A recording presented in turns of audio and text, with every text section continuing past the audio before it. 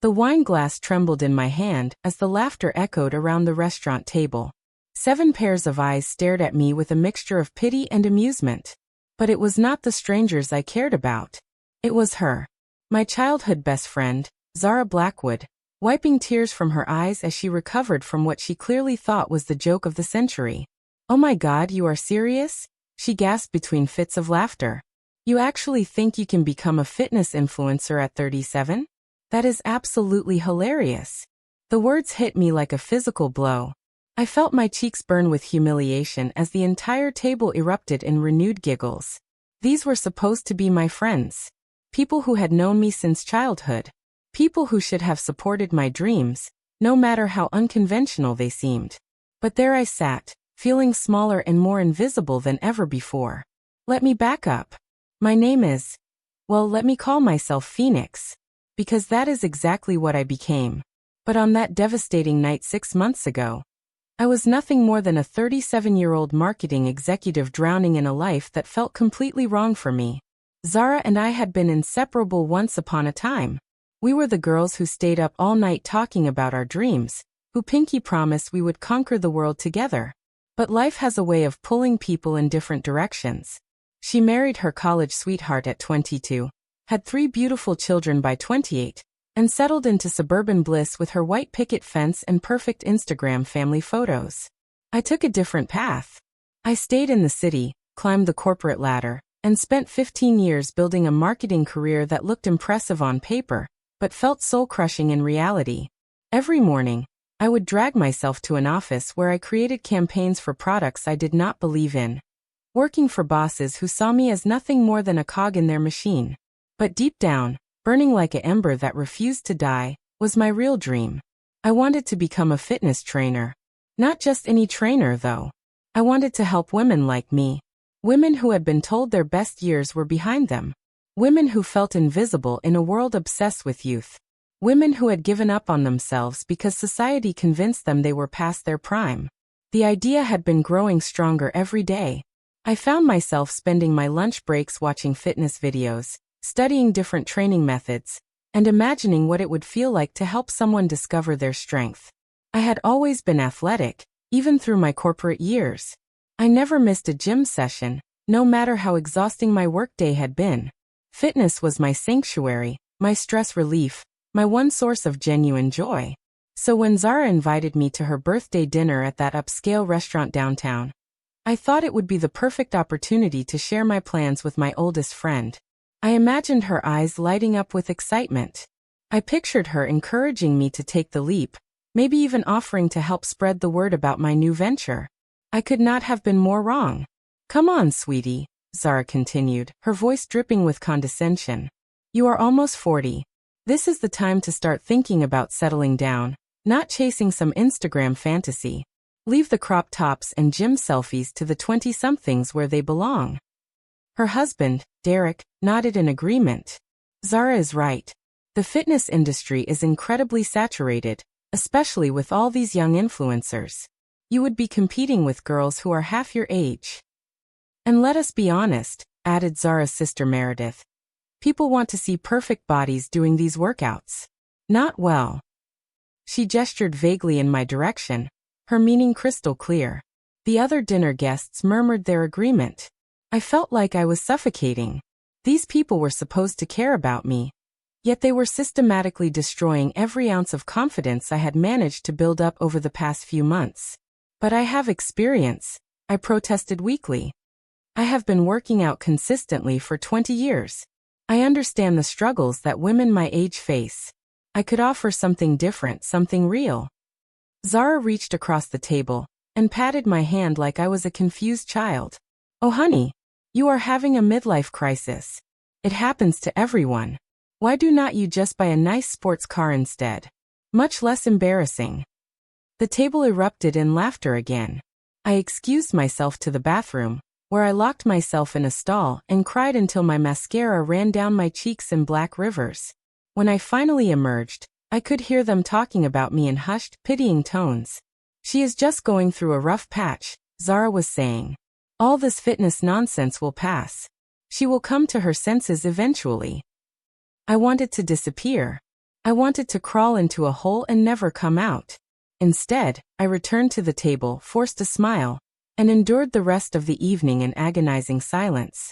When it finally ended, I hugged everyone goodbye and pretended their words had not shattered something deep inside my soul. But as I drove home that night, something unexpected happened. The pain began to transform into something else entirely. Anger. Pure, white-hot anger at every person who had ever made me feel small. At every boss who had overlooked me for promotions because I was not young enough or pretty enough. At every magazine that celebrated youth while treating women over 35 like we were already dead and buried. I sat in my car outside my apartment building for 2 hours, letting the fury build inside me like a storm gathering strength. By the time I finally walked through my front door, I knew exactly what I was going to do. I was going to prove every single one of them wrong.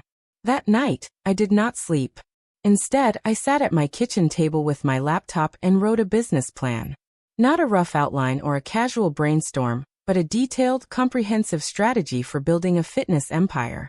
I researched the market, identified my target audience, and mapped out a content creation schedule that would make even the most successful influencers jealous. My brand would be called Phoenix Rising Fitness. My mission would be simple but revolutionary. To show the world that women do not expire at 30, 40, or any age. We do not become invisible just because we have lived long enough to accumulate wisdom along with our years. The next morning, I called in sick to work.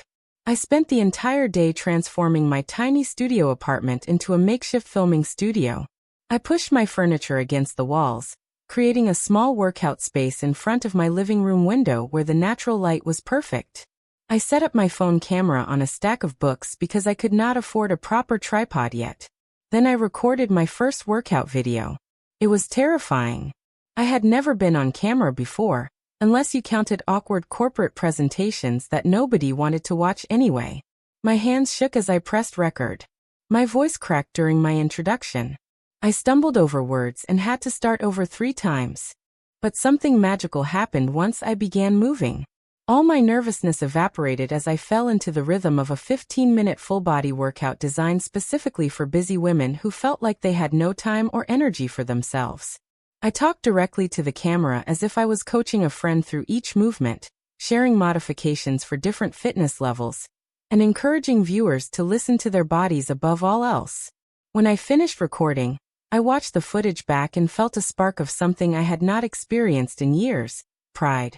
Not the hollow satisfaction of completing another meaningless marketing campaign, but genuine pride in creating something that could actually help people. I edited the video on my phone using a free app, keeping it raw and authentic rather than polished and perfect. Then I took a deep breath and uploaded it to TikTok, Instagram, and YouTube with the hashtag #StrengthAtAnyAge. The response was crickets. 24 hours later, I had exactly 12 views across all platforms. 3 likes. 0 comments.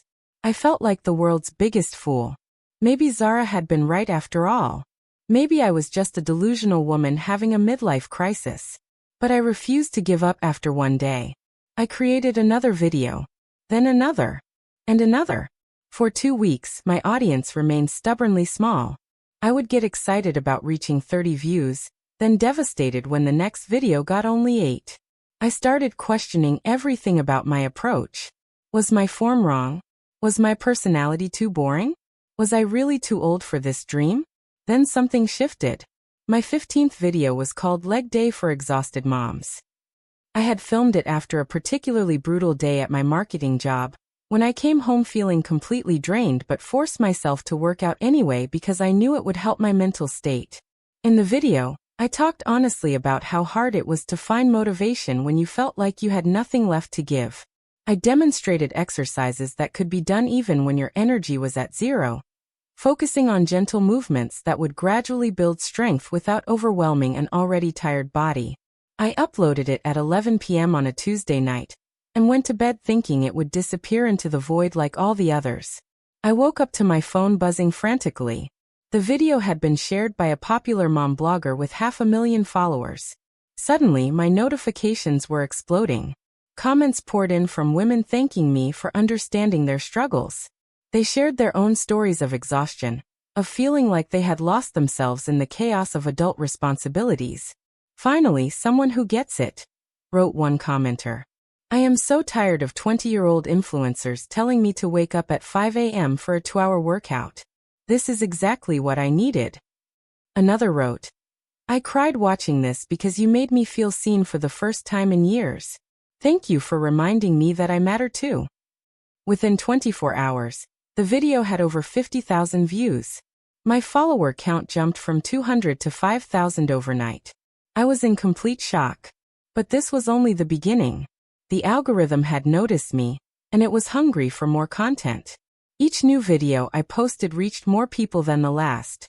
Women began tagging their friends, sharing my workouts in their stories, and creating their own videos using my hashtags. The community grew organically, fueled by a shared desire to reclaim our strength and our worth. I started receiving messages that brought me to tears on a daily basis. Women told me I had inspired them to start working out again after years of inactivity. Others said my videos had helped them through depression, divorce, job loss, and other major life challenges. A 60-year-old grandmother wrote to tell me she had started strength training for the first time in her life, because my content made her believe it was never too late to begin. 3 months after that humiliating dinner with Zara, I had over 200,000 followers across all platforms. My morning workout videos were getting millions of views. Fitness brands started reaching out about partnership opportunities. A literary agent contacted me about writing a book. But the real validation came from an unexpected source. I was scrolling through Instagram one evening when I saw a story that made my heart stop. It was posted by Zara's 19-year-old daughter, Skylar. She was wearing a tank top with my Phoenix Rising logo, doing one of my core workouts in her college dorm room. Obsessed with this woman's content, she had written over the video, "Finally found a fitness creator who does not make me feel like garbage about myself. She is everything." I screenshotted the story with shaking hands, hardly believing what I was seeing. Zara's own daughter, the same daughter who had witnessed her mother mock my dreams just months earlier, was now one of my biggest fans. 20 minutes later, my phone buzzed with a text from Zara herself. Is that your brand my daughter is wearing in her Instagram story?" I stared at the message for a long time before responding. Part of me wanted to be petty, to throw her cruel words back in her face. But I chose the high road instead. "Yes, it is," I typed back. "Skylar has been incredibly supportive of my fitness journey." 3 dots appeared immediately, indicating she was typing. Then they disappeared. Then appeared again. Finally, a message came through. "I had no idea you had gotten so big. Skylar made me try one of your workouts last week, and I nearly died. You are really good at this." It was not exactly an apology, but it was acknowledgement. And from someone like Zara, who had never been able to admit when she was wrong, it meant everything. Over the following weeks, Zara began liking my posts. Then she started commenting with fire emojis and supportive messages. Eventually, she subscribed to my premium workout app and began participating in my online challenges. The woman who had laughed at my dreams was now paying me monthly for the privilege of following my fitness programs. But my success was about so much more than proving Zara wrong.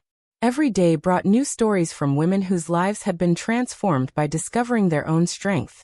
I received messages from cancer survivors who credited my workouts with helping them feel powerful again after treatment. Divorced women told me my content had given them the confidence to rebuild their lives from scratch. New mothers shared how my postpartum-focused videos had helped them reconnect with their bodies after giving birth.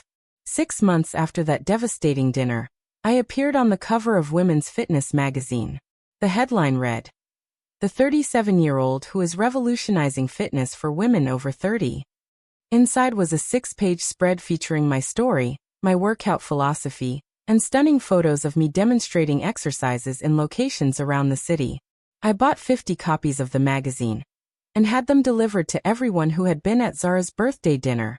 The fitness industry, which had once seemed impenetrable to someone like me, began opening its doors. I was invited to speak at conferences about ageism and wellness. Major athletic brands wanted to collaborate on signature collections. Television producers reached out about hosting my own fitness show.